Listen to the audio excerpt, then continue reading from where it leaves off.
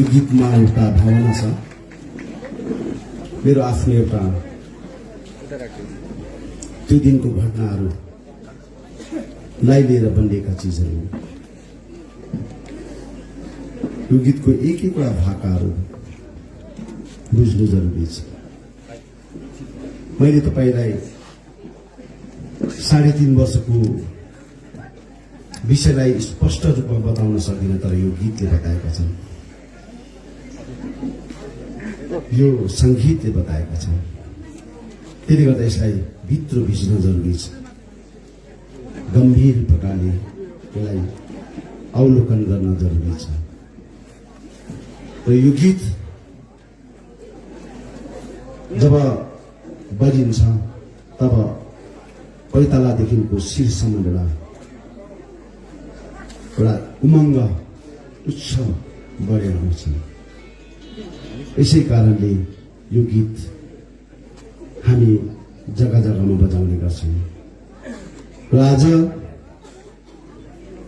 धेरै वर्ष पश्चात यो रिम्बिक लोधोमा समष्टिको परिसरमा हजुरसँग भेट्न पाउँदाखेरि अति खुसी लागेको छ मलाई। आज यस सभाका सभा शिरोमणि, सभालाई सबलीभूत पार्न आउनुभएका महासचिव, सेन्ट्रल कमिटीका जनप्रतिनिधिगण, नारी मोर्चा, युवा मोर्चा, प्यारेन्ट्स बडी, हाम्रा यस समष्टिका सम्पूर्ण मेरो दाजुभाइ दिदीबहिनीहरू सबैलाई मेरो हृदयबाट कोटि कोटि प्रणाम टक्राउन चाहन्छु। धेरै थाकी पनि सके, गाउँघर बस्तीहरू क्षेत्र घुम्दै आउँदाखेरि साह्रो थकान पनि भइसकेका छन्। म बार भन्ने गर्छु, मानिसले बुझ्न नसकेको हो कि जान्न नसकेको हो। मानिसले आज विमल गुरुङको विषयलाई के कस्तो प्रकारले हेर्छ होला म बुझ्न त सकेको छुइनँ, तर म बार भन्ने गर्छु, मान्छेको चोला भोलि होला कि नहोला, मान्छेको चोला भोलि होला कि नहोला, जबसम्म छौँ कर्म गरेर देखाउनुपर्छ होला। यो एउटा भिजन मैले लिएर 2007 देखिको म हिँडेका हुँ। 2007 देखिको रिम्बिकको परिसरमा धेरैपल्ट आए म। रिम्बिक मात्र कहाँ हो र, यो क्षेत्रको प्रत्येक कन्दा श्री खोलादेखिको लिएर सबै क्षेत्रहरू घुम्दै आए। मेरो आँखाको दृश्यले देखेका कुराहरू, मेरा आमा बाबाले सहेका कुराहरू, मेरा भाइ बहिनीले छोराछोरीले सहेका कुराहरू, यो आँखाको लोतीले आज मैले हेरेपछि कुनै पनि जग्गामा म पुगेका छु, तर त्यो जग्गामा मैले केही न केही गरेर आएका छु। रिम्बिक लोधोमा यो एउटा रिम्बिकको बजार एकदमै राम्रो मिठो नाम भएको बजार, तर यहाँबाट अलिकति उता सर्दाखेरि, अलिकति माथि सर्दाखेरि, अलिकति तल सर्दाखेरि यो जग्गामा मानिसहरूले एउटा धिप्पीले जिन्दगी काट्थे, मोमबत्तीले आफ्नो जिन्दगी काट्थे। धिप्पीमा मेरो नानीहरू आज शिक्षा अध्ययन गर्थे, पढ्ने काम गर्थे, मोमबत्तीमा उहाँले पाठन गर्ने काम गर्थे। यो सबै दृश्य मैले गाउँघर बस्तीहरूतिर गएर मैले मेरो आमा बाबाहरूको जुन तकलिफ र पीरमार्का मेरो छोराछोरीको तकलिफहरू, यो सबै कुरालाई हेरेर मैले सम्पूर्ण जति पनि एरियाहरू घुमे, सबै जग्गामा मैले बत्ती ल्याउने काम गरे। सम्पूर्ण जग्गामा भारत स्वतन्त्र भएको 1 वर्ष बितेर जाँदाखेरि अनि भारत स्वतन्त्र भएको यत्रो वर्ष बितेर जाँदाखेरि विभिन्न प्रकारको सिपिएमले 34 वर्ष राज गरे, जेएनएलएफ पार्टीले 22 वर्ष राज गरे। त्यो बेलामा आज यो बस्तीका एरियाहरू जसरी डिप्राइभ भएर बसेका थिए, एउटा मोमबत्ती र ढिप्रीमा बसेर आफ्नो जिन्दगी काट्न परेका थिए, यो सबै कुरोलाई आज मैले अवलोकन गरेर पदयात्रा गरेर गाउँ गाउँमा गएर पदयात्रा गरेर क्षेत्र क्षेत्रमा गएर आज मैले उहाँसँग भेटघाट गरेर मैले यो काम गर्न सक्षम भए। र यसरी नै गाउँका दाजुभाइ दिदीबहिनीले मलाई मेमोरेन्डम चलाएका थिए। हरेक जग्गामा जाँदाखेरि यही कुरा हुन्थ्यो, बाटोको कुरा हुन्थ्यो, परिरोडको कुरा हुन्थ्यो, कम्युनिटी हलको कुरा हुन्थ्यो, स्कुलको कुरा हुन्थ्यो। यस्ता कुराहरू उहाँले मलाई प्रशस्त मात्रामा राखेका थिए। म पदयात्रा गर्दाखेरि, म यहाँनिर भिजिट गर्दाखेरि त्यो कुराहरूलाई आज मैले शिरमा राखेर मैले जति पनि 2015मा 16मा यो चिजलाई सर्वे गरेर, सम्पूर्ण सर्वे गरेर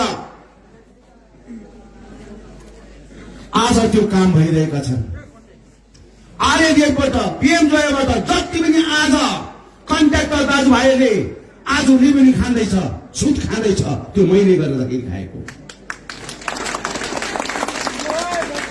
मैले गर्दा आज मैले त्यति बेला यहाँ इन्जिनियर यहीँ छ, ओभरसियर यहीँ छ। अगर मैले ढाँटेको भए सोध्नु यहाँ करुणा म्याडम त्यहाँ प्रेजेन्ट छ। 15-16मा आज मैले जति पनि यो एरियाको टोटल बाटो घाटोहरू आज म जसरी माथि यसरी भएर आए, अहिले त्यो बाटो डल्लै मैले स्याङ्सन गरेका कुराहरू। तर स्याङ्सन गरेपछि रिबिन चाहिँ यिनीहरूले काट्यो। रिबिन ठुल्ठुला कुराहरू हाँक्दै हिँड्दैछन्, ठुल्ठुला कुराहरू। मैले भनेको छु नि, बिल्डिङ बेचिन्दालसम्म बनाउँछु म।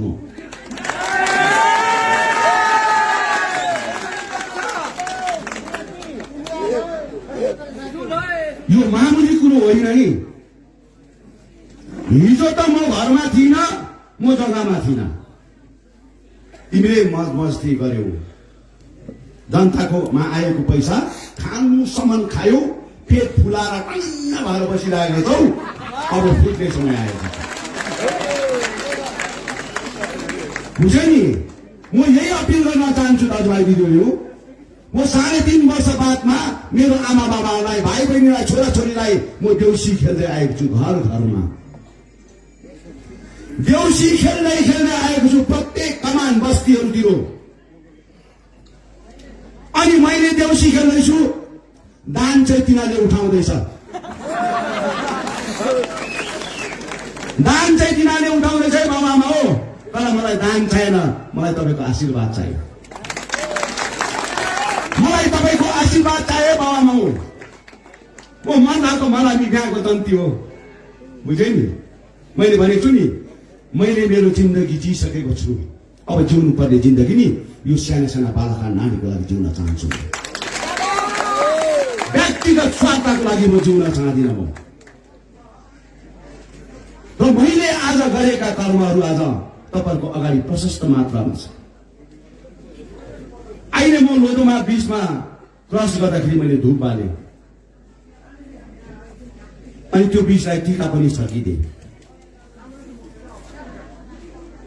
मेरो कार्यकालमा यहाँको मानिसहरू, लोधोमाका मानिसहरू बिहाबटुल, मरौ कार्यहरूमा टुरिस्टहरू इत्यादि कुराहरू ओहोर गर्दाखेरि त्यो पुलमा पल्लोपट्टि पुग्दाखेरि झरी पो हाल्छु कि, लडी पो हाल्छु कि भन्ने स्थिति मैले भोगेकोले गर्दाखेरि आज मैले तुरन्तै मैले त्यो ब्रिज बनाएर आज मैले त्यो ब्रिज बनाउन सक्षम भए। तर रिबिन चाहिँ अर्कोले काट्यो।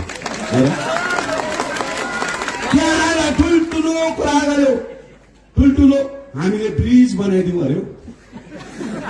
बिचारा विमल गुरुङ त्यहाँ आएर गल्ली गल्ली खोला खोला हेरेर डुलेर त्यहाँको भावनासँग आज के कस्तो छ भन्ने कुरोलाई सोचेर मैले बनाइदिएको ब्रिज।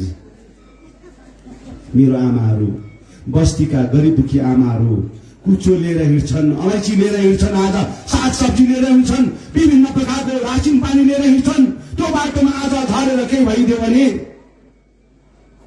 मेरो आमाको सेवाको लागि आज म जन्मेका हुँ। मेरो आमाको लागि म सेवाको लागि जन्मेको। मेरो आमा हो यो धरती, मेरो आमा हो यो धरती। त्यसले गर्दा आज मैले यस्तो थुप्रा कुराहरू आज विभिन्न मोडल स्कुलहरू यहाँको विभिन्न प्रकारको विषयहरू मैले गरेँ। तर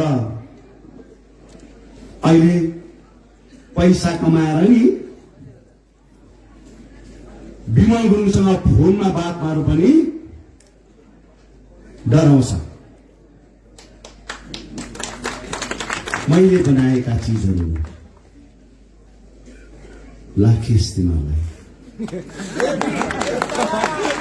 लाखेस तिमीलाई समयलाई पर्खेको छु मैले।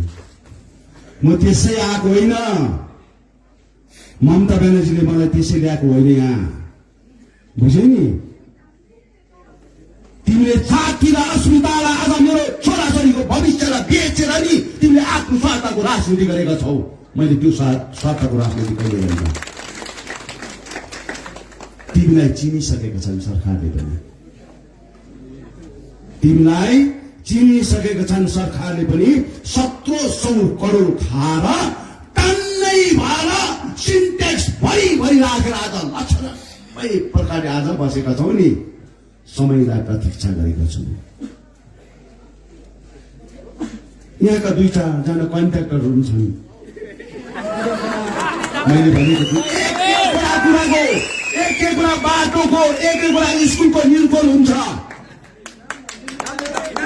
एक कुराको निर्भर हुन्छ। यहाँ बाटोको आज निर्भर हुन्छ। जुन चाहिँ बाटो चाहिँ करोडौं रुपियाँमा स्याङ्सन भएको बाटो घाटोहरू आज तिमीले आँखा छरेर आज राजनीति गर्दैछौ। भन त्यो काममा को पार्टनर छ भनेर स्पष्ट गर नि तिमीले। भन, स्पष्ट गर्न सक्न पर्छ। पार्टनरशिपमा को मान्छे छ? जितेको 1 नम्बर छ कि 2 नम्बर छ? तिमीसँग पार्टनर खुलासा गर। अगर खुलासा गरेन भने अब इलेक्सन पछाडि यसको निर्कोल हुन्छ। दिएको ममता ब्यानर्जी 1700 करोड, 1700 करोड रुपियाँमा भएको उपलब्धि तिमीले देखाउन सक्नुपर्छ। एउटा ब्रिज बनाएर देखाऊ तिमीले, एउटा मोडल स्कुल बनाएर देखायौ तिमीले, एउटा टुरिज्म सेक्टर बनाएर देखायौ तिमीले। एउटा बाटो बनाउँदाखेरि पनि 5 जस्तो अलगत्ता हालेर छलकपट गरेर राजनीति गरेको छ तिमीले। हामी सोच्छौँ कन्ट्र्याक्टरले सुन्नु, म बिल्डिङ बेचिन जालसँग बनाउँछु, यो खुल्ला चाहिएको छु। मलाई केही चाहिएन।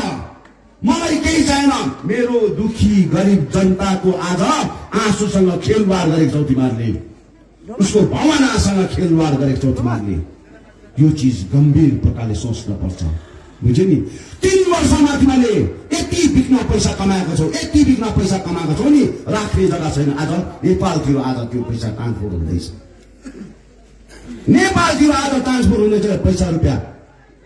राम्रो चिजहरू आज नेपालतिर गइसके, अरू अन्य जग्गातिर गइसके। पुलिस प्रशासनमा मेरो रिक्वेस्ट छ, राति ट्रकमा लोड भएर राम्रो सामान जाँदैछ। थाहा भइसक्यो। अब हाम्रो पालो सिद्धियो। अब चाहिँ हामीलाई अप्ठ्यारो पर्छ। हामी केही पनि गर्दैनौँ, हामी उहाँलाई केही पनि गर्दैनौँ, तर हिसाब किताब चाहिँ खोज्छौँ। हिसाब किताबको चाहिँ आलोचना हुन्छ। गभर्मेन्टलाई पनि हामीले भनेका छौँ 1700 करोड रुपियाँको आज स्पष्टीकरण माग्नुपर्छ। तपाईँहरूले माग्नुपर्छ। मलाई 600 करोड आज सेन्ट्रल फन्ड आउँदाखेरि स्पेसल अडिट लगाउँदाखेरि 1 कन्चीको डिफेक्ट भेटेन मलाई, 1 कन्चीको। तर 1500 करोड बताऊ, 1500 करोड आज यहाँ 2-4 जना कन्ट्र्याक्टर भाइहरू म आउँछ भनेर बिहानै भाग्यो अरे, बिहानै भाग्यो भने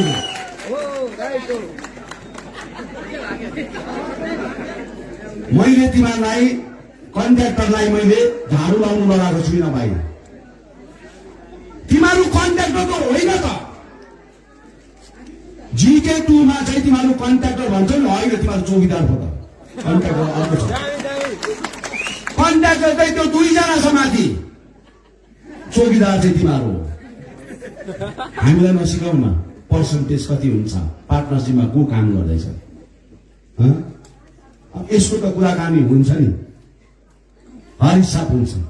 त्यसले गर्दाखेरि मलाई यो कुरो भन्नु चाहेको चाहिँ के भने नि, मैले बनाएको चिजहरूमा, मैले आज म शासन प्रणालीमा हुँदाखेरि बनाएको चिजहरूमा उनीहरूले हामीले पो बनायो कि हामीले बनायो। बरु मलाई भन न, मलाई भन दाजु यो बाटो चाहिँ हामीले बनाइदिएको भनिदिनुहोस् न, भन म मिटिङमा भनिदिन्छु।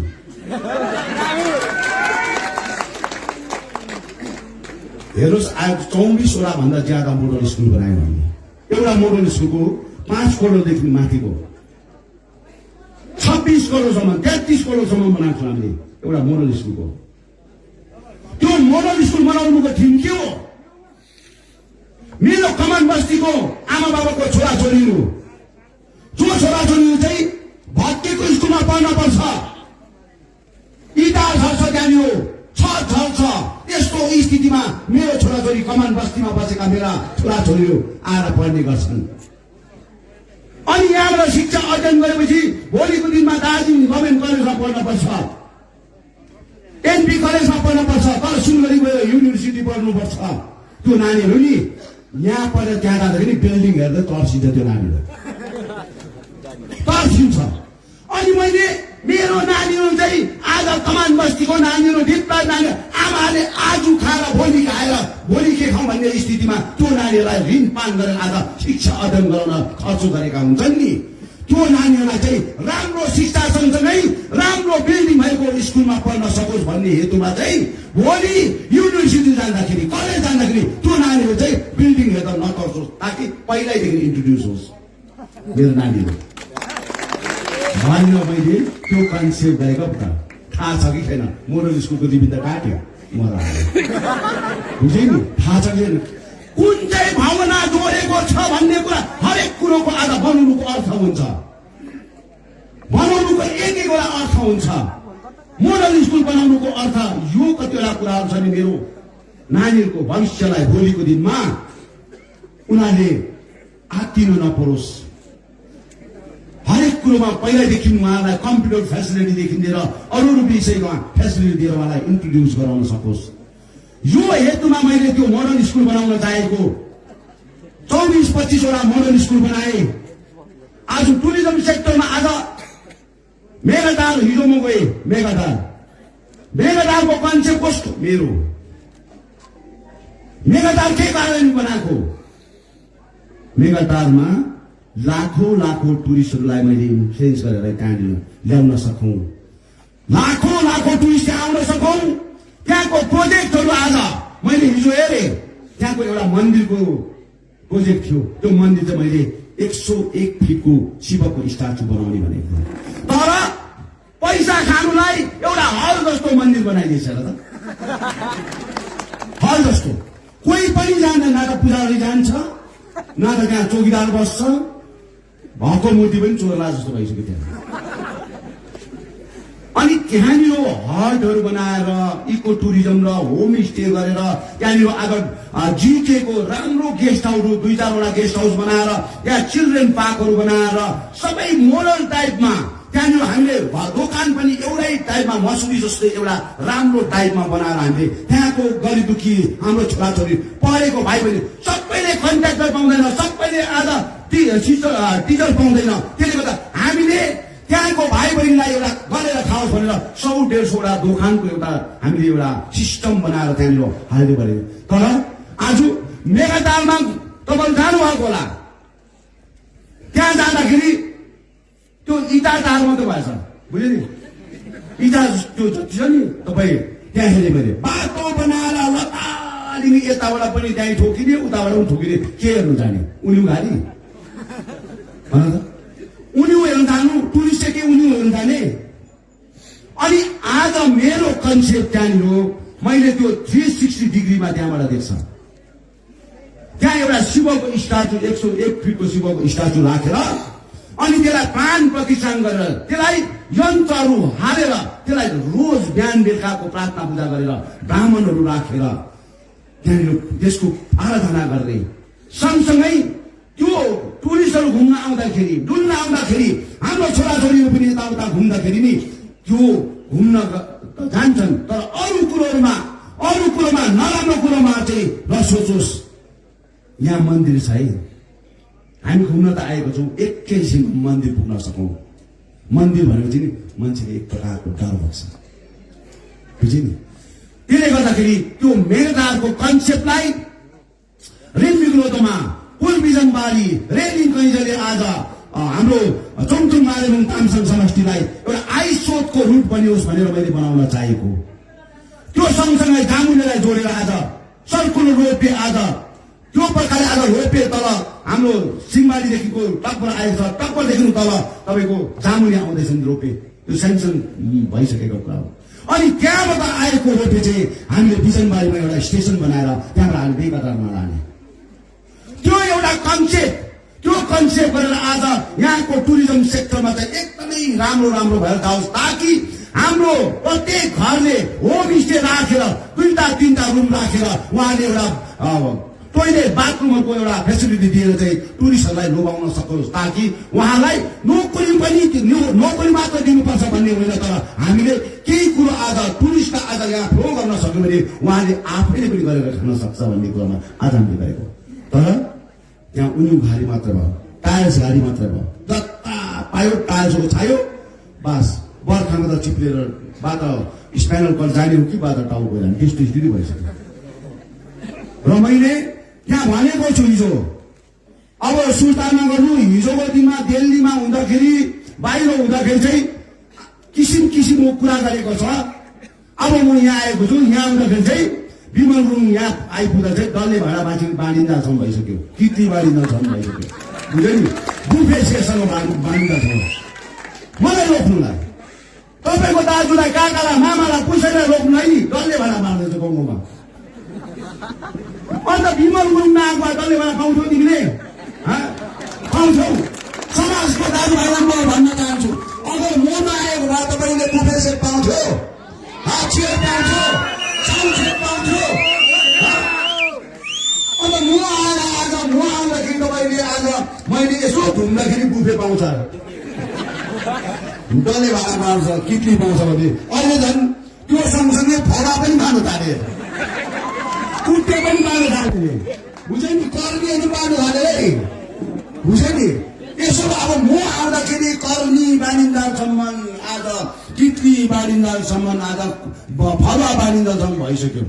सोच्नुहोस् त, यस्तो प्रकारको राजनीतिक आज यहाँका शासन प्रणाली चलाउने व्यक्तिहरूले गर्दैछन्।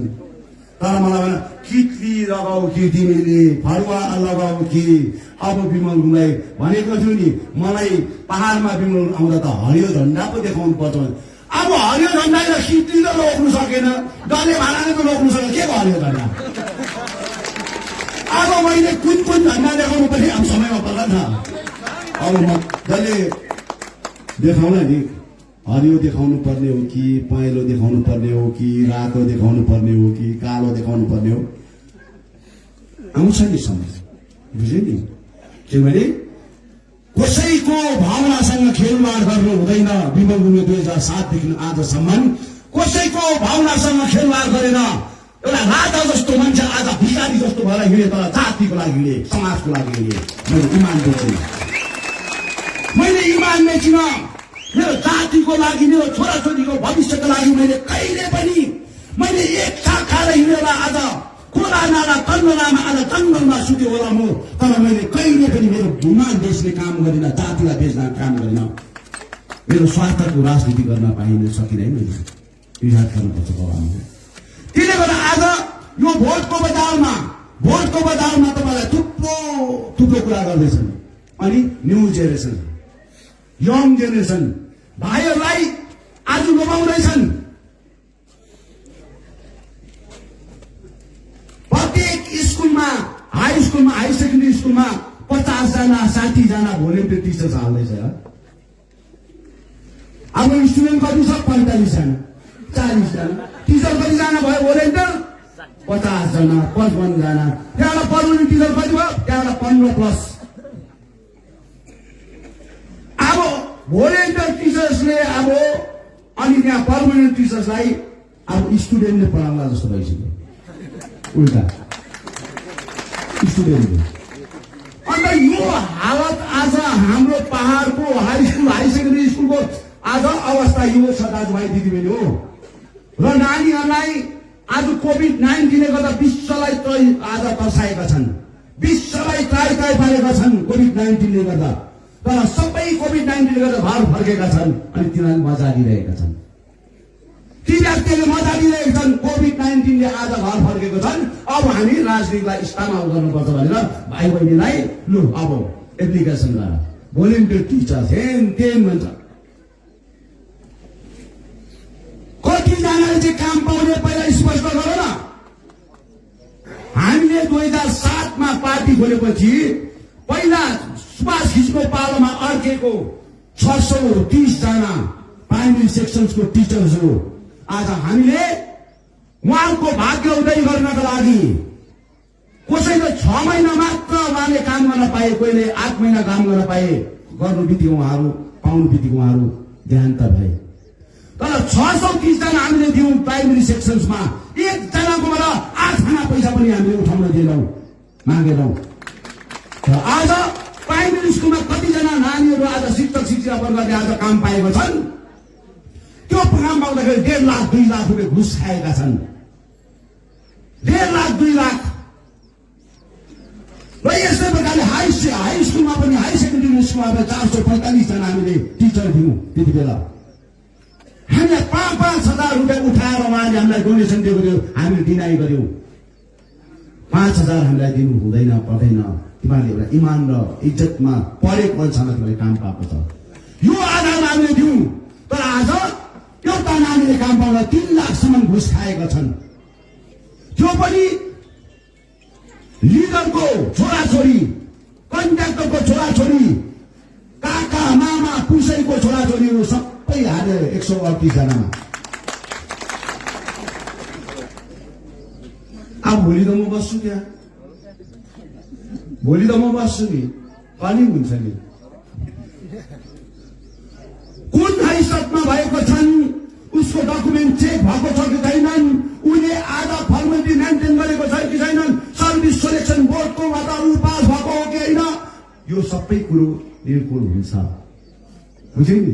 क्लास 8 पढेर एचएस को डुप्लिकेट सर्टिफिकेट निकालेर तिमीले टिचर पाएको छौ है, यसको छानबिन हुन्छ, यसको छानबिन हुन्छ।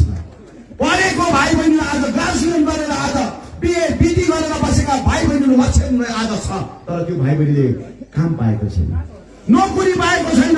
जसले यस्तो दियो त्यसले काम पायो। अन्त उनीहरूलाई इटिङ र फिटिङसँग मतलब छ, अरू केही छैन। भक्तो खानु सामान खायो, लास्टमा टट्टीमा पनि पैसै निक्लेर जस्तो भइसक्यो। त्यस्तो स्थिति भइसक्यो त। त्यसले गर्दा आज म तपाईँको घर आँगनमा आउँदाखेरि मैले यो 2-4 कुरा गर्नै पर्ने, नभनी नहुने।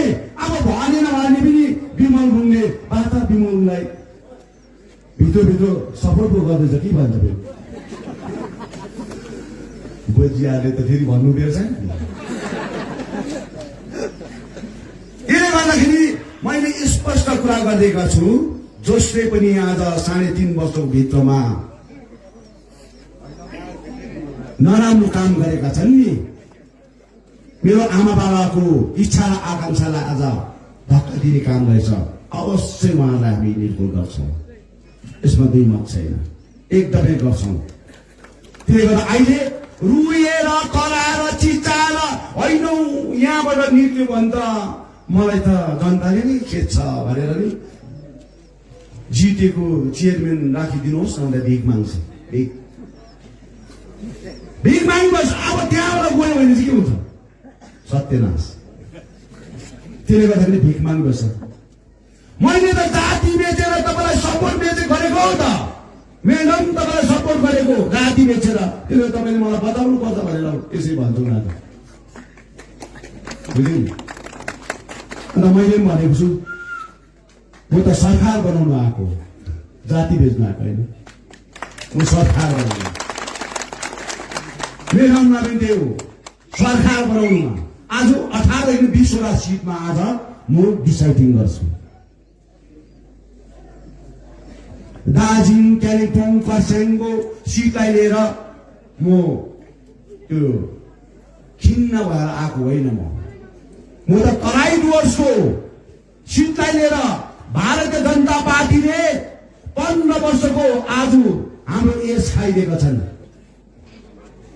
15 वर्षको एज एउटा नानी जन्मेपछि त्यसले क्लास 10 फाइनल पास गरेका हुन्छन्, त्यो एज हाम्रो खाइदिएका छन्। भन्छन् अहिले फेरि आएर हामीलाई चामल दियो नि कमलको फुलमा भोट हाल्नु। अब कोभिड-19 नआएको भए त चामल तिमीले कहाँ पाउँछौ त? कहाँ पाउँछौ चामल? अहिले कोभिड-19ले गर्दाखेरि त्यो चामल अरू देशमा जान सकेन नि त, बिक्री हुन सकेन नि त। त्यसले गर्दा तपाईँलाई दिनै पर्ने, बाँड्नै पर्ने, नभए कुहिन्थ्यो नि त, नभए कुहिन्थ्यो त्यो वर्ष जान्थ्यो त्यो। त्यसले गर्दाखेरि त्यो बाँड्नै पर्ने कोभिड-19मा उसले जबरजस्ती मनले बाँडेको होइन, त्यो खुसीले बाँडेको होइन, दुखी झुन्दै बाँडेको छ। कति घटा खायौँ हामीले, सरकारले कति घटा खायौँ भन्दै बाँडेको छ। र हाम्रो दाजुभाइ दिदीबहिनीले 5 केजी 10 केजी चामल पाउँदाखेरि हो के हुन थाल्यो? कमलको फुल, कमलको फुल, कमलको फुलले आज उ त आफै हिलोमा फुल्छ बोल्छ, तर हामीलाई पनि हिलोमा सुधाइदिइसक्यो। उ त आफै हिलोमा फुल्छै फुल्छ, तर हामीलाई पनि हिलोमा। अब यहाँ हेर्नुहोस्, यत्रो दाजुभाइ दिदीबहिनीहरू छ, यहाँ बुद्धिस्ट पनि छ, यहाँ हिन्दू पनि छ, यहाँ क्रिस्चियन पनि छ, यहाँ अरू अरू कम्युनिटी पनि छन्। आज अन्त उनीहरूको जबरजस्ती जबरजस्ती जाने जय श्रीराम जय श्रीराम भन्छ, जबरजस्ती।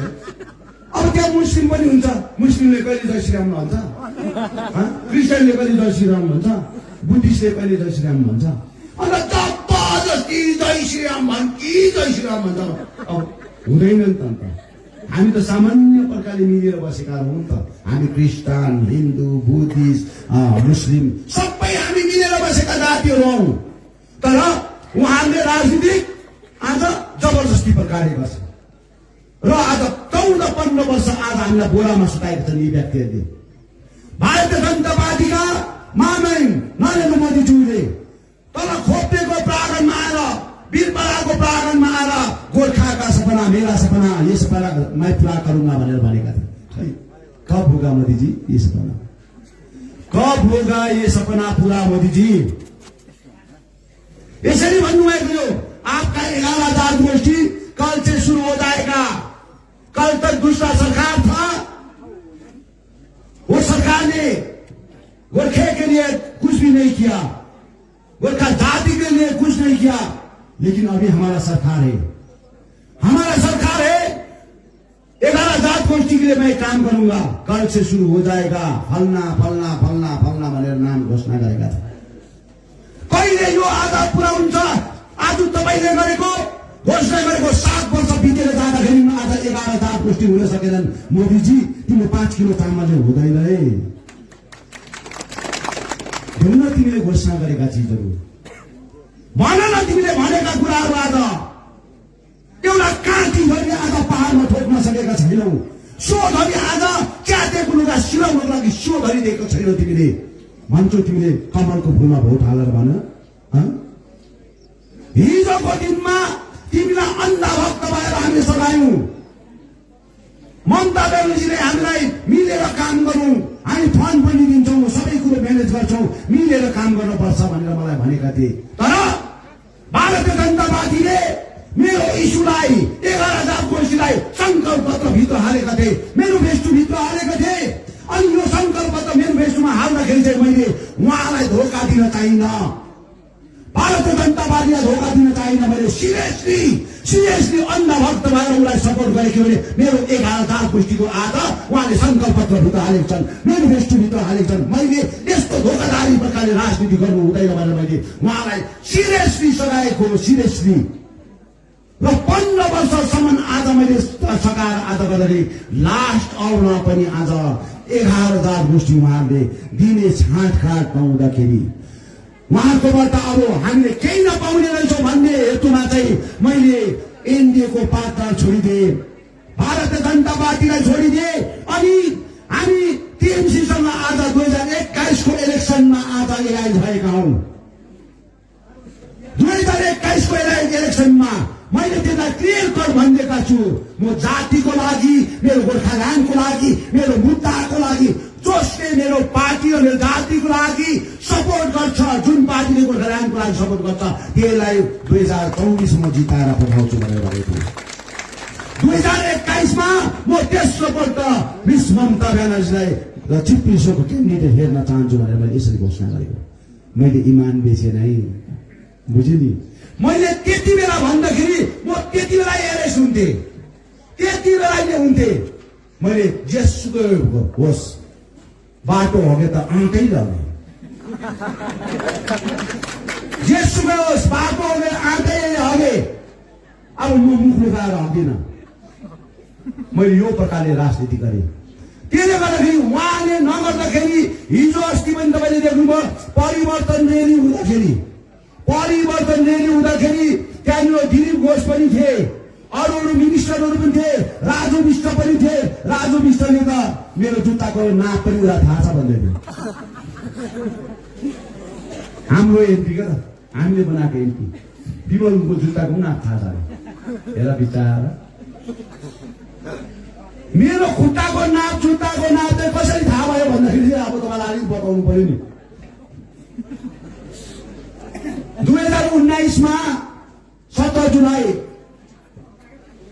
मेरो बर्थडे, त्यो दिन चाहिँ उहाँले त्यसको अगाडि चाहिँ मलाई दाजु तपाईँको जुत्ताको नाप कति हो, म तपाईँलाई जुत्ताको गिफ्ट दिनु पर्यो भने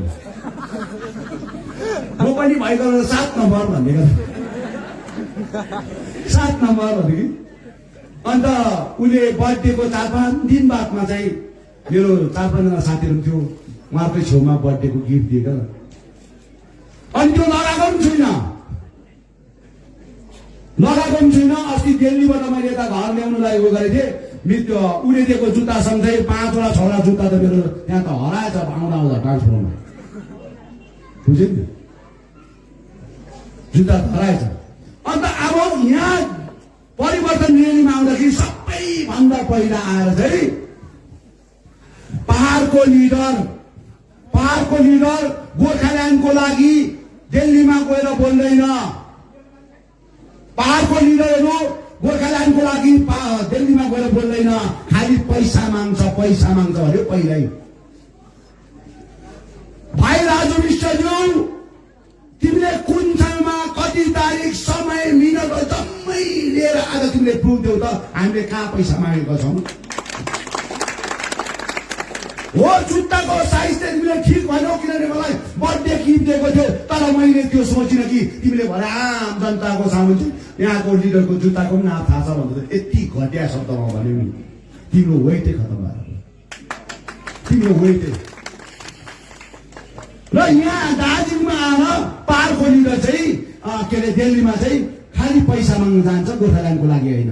त्यहीँ रोका छ, त्यहीँ कल्याण देवान छ, त्यही नै सरदार थापा छ। हेर्नुहोस् त गोर्खाल्यान्डको दस्तावेज बनाउने मान्छे सरदार थापा, हाम्रो रोका, बुझ्यो नि, कल्याण देवान गोर्खाल्यान्डको दस्तावेज बुझाउने। अनि उहाँलाई लाज पनि भएन, शरम पनि भएन, त्यही जवाब दिनुपर्ने हो नि उसलाई। भाइ तिमीले यो शब्द चाहिँ कुन चाहिँ आधारमा भन्यो, कुन चाहिँ आधारमा भन्यो? हामीले अहिलेसम्म बुझाएको दस्तावेजमा एउटा जग्गामा पनि हामीले भनेको छैनौँ कि गोर्खाल्यान्ड हुनुहुँदैन, गोर्खाल्यान्ड दिनुपर्छ भन्ने कुरा चाहिँ हामीले राखेका छौँ। यो चिज आज पैसाको तालमा राजनीति गर्ने नेताहरूले आज पहाडलाई बेचेका छन्, तराई डुवर्सलाई आज बेचेका छन्।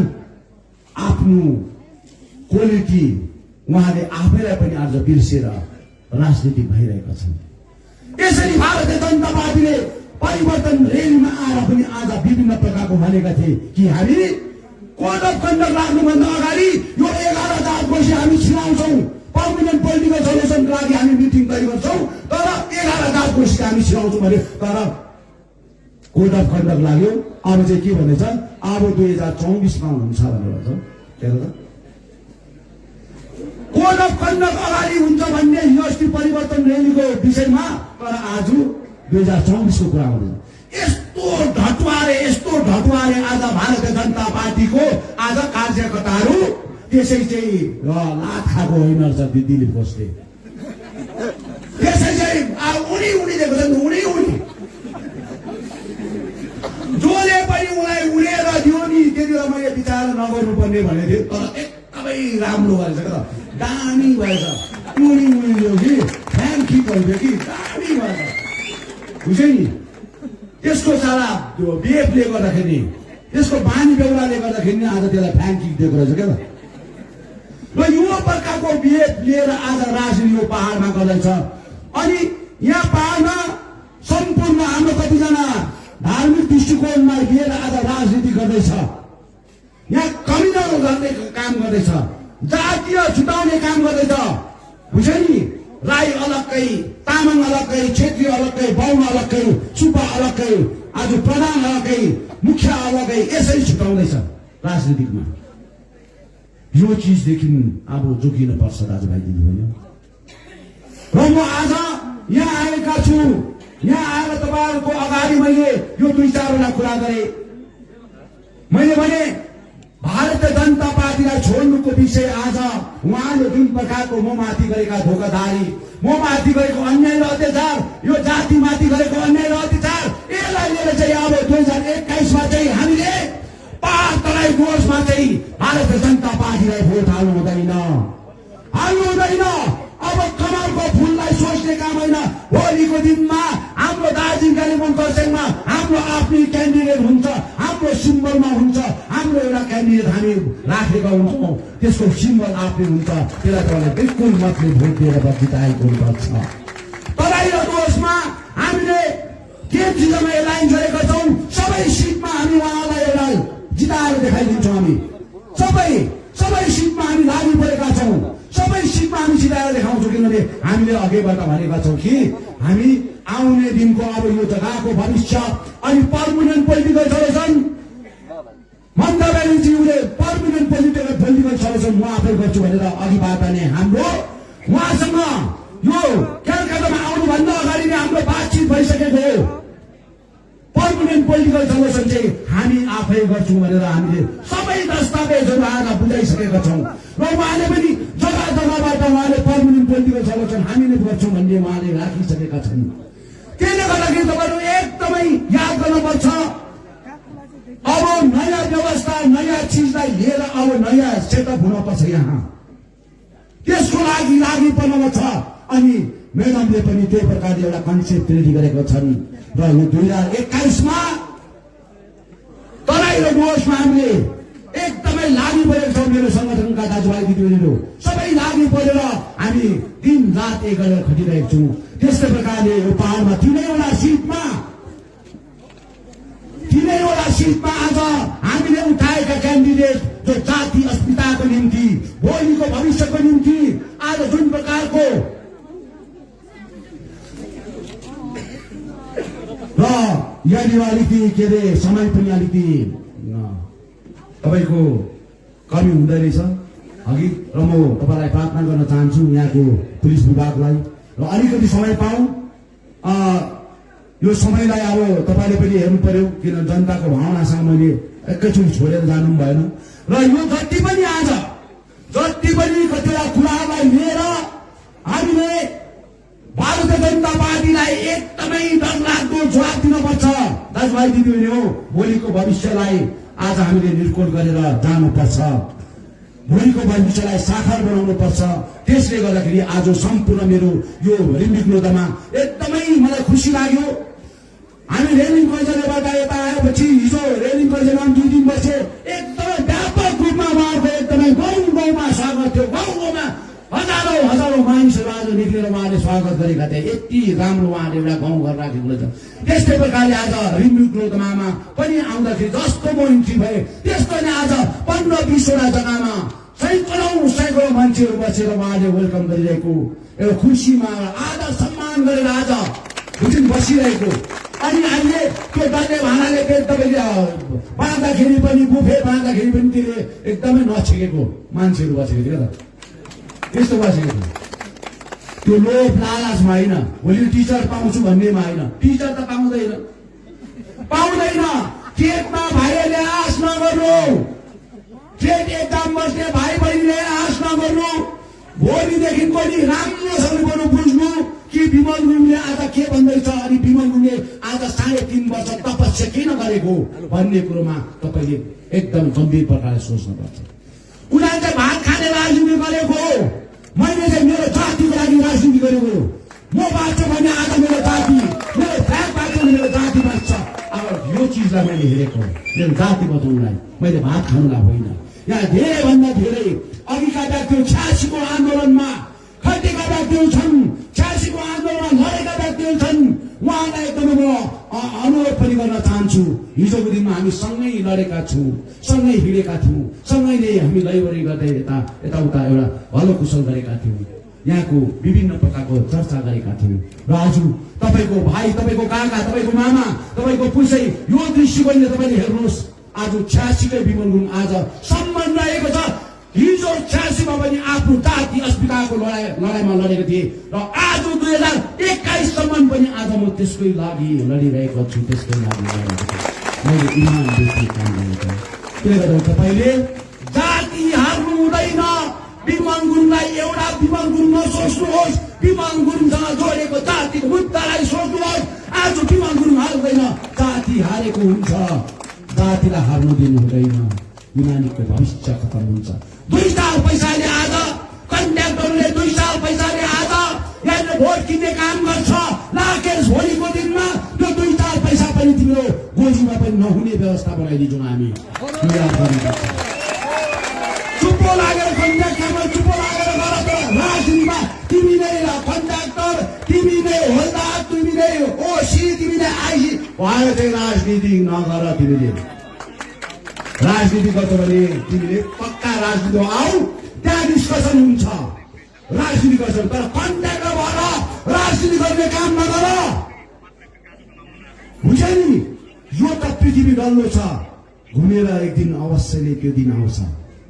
त्यति बेला त्यो समय हजुर मेरो भुल भयो नि, हजुर मेरो गल्ती भयो नि, हामीले जबरजस्ती पो गरेको, यो पो भयो त। 3.5 वर्ष चोट पो खाएको छ। अचानक त्यो खुकुला कहाँ थालिन्छ, कति कुदेको छ, सानोसम्म सहेका छु। त्यसले गर्दा आज मेरो रिम्बिक रोडमा समष्टिका सम्पूर्ण मेरो परिवारलाई अनि हाम्रो कार्यकर्ता जो पनि आज हाम्रो यहाँका कार्यकर्ताहरू छन् जसले आज यो अर्गनाइज गरे, अनि सम्पूर्ण भेगमा हाम्रा भाइहरू खट्नु भएको छन्, दाजुहरू खट्नु भएको छन्। उहाँलाई एकदमै मेरो हृदयबाट धेरै धेरै सम्झना छ। एकदमै आउने दिनमा अझै तपाईँले गाउँघरमा लागेर घर दैलो अभियान गरेर तपाईँले काम गरिदिनुहोस्। अनि हाम्रा सम्पूर्ण परिवारलाई जति पनि आउनुभएको छ मेरो हृदयबाट फेरि पनि कोटी कोटी प्रणाम गर्न चाहन्छु। अनि हाम्रो प्रेस मिडिया जसले आजको मिटिङलाई ब्रोडकास्ट गर्नुहुँदैछ, उहाँहरू प्रेस मिडियालाई म हृदयबाट नमस्कार गर्न चाहन्छु, धन्यवाद गर्न चाहन्छु। अनि हाम्रा पुलिस विभाग जसले आज यो समय यो क्षण अनि यसलाई मेन्टेन गरेर तपाईँले एकदमै सही प्रकारले तपाईँले आज हामीलाई आदान प्रदान गरेर सठिक प्रकारले काम गरिदिनु भयो। तपाईँले ल एन्ड अर्डर मेन्टेन गरिदिनु, त्यसको लागि सम्पूर्ण आज यहाँका ओसी आइसी जो पनि छन् है सबैलाई नै एकदमै मेरो हृदयबाट कोटी कोटी प्रणाम गर्दै मेरो 2 शब्द यतिमै समाप्त गर्न चाहन्छु। धन्यवाद। जय गोर्खा। जय गोर्खा। यो शब्द मैले गर्नु सक्दैन। जय गोर्खा। जय गोर्खाल्यान्ड। गोर्खाल्यान्ड भन्ने शब्द उनी गर्नु पर्दैन। जय गोर्खा। जय गोर्खाल्यान्ड। जय गोर्खा। जय गोर्खाल्यान्ड। भारत माता की भारत माता की वन्दे वन्दे। हवस्, धन्यवाद। र धेरै धेरै